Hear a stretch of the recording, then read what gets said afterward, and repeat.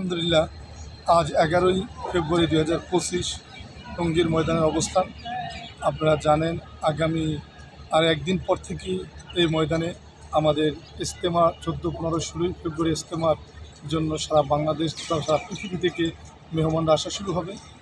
ইতিমধ্যে আমাদের ময়দানে যে অসম্পূর্ণ কাজ ছিল, বিভিন্ন যে কাজগুলো ছিল অপরিষ্কার ছিল, এগুলো মোটামুটি প্রায় 90% কাজ কমপ্লিট হয়ে গেছে।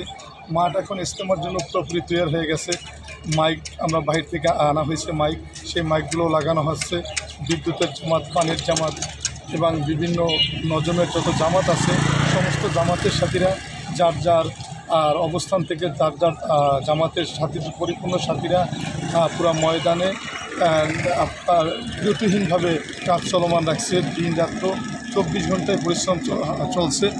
আর সিটি কর্পোরেশন থেকে আপনারা জানেন যে সিটি কর্পোরেশনে আমাদের গাজীপুর সিটি কর্পোরেশন থেকে ময়লা পরিষ্কার করার জন্য যা দরকার তারা সেই পরিমাণ কাজ সম্পূর্ণ করছে।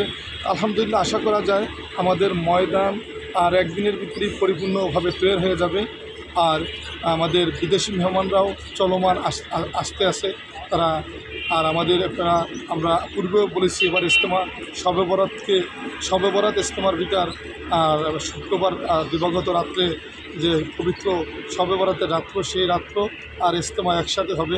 লক্ষ লক্ষ লোক একসাথে শবে বরাতের রাত্রে ময়দানে ইবাদত বন্দিগির মধ্যে কাটাবে। আমাদের যারা বিভিন্ন সাথীরা আছেন, আমরা জানি আপনারা খুব মেহনতের ভিতর ব্যস্ত আছেন, মশগুল আছেন।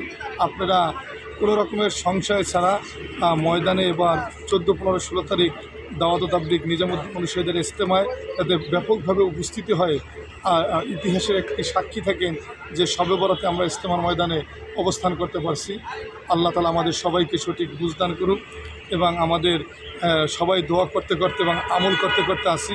এবারের ইজতেমা যাতে আমলি ইজতেমা হিসাবে পরিপূর্ণ আমলি ইজতেমা হয় সেই জন্য সবাই দোয়া করুন। আসসালামু আলাইকুম রহমতুল্লাহ।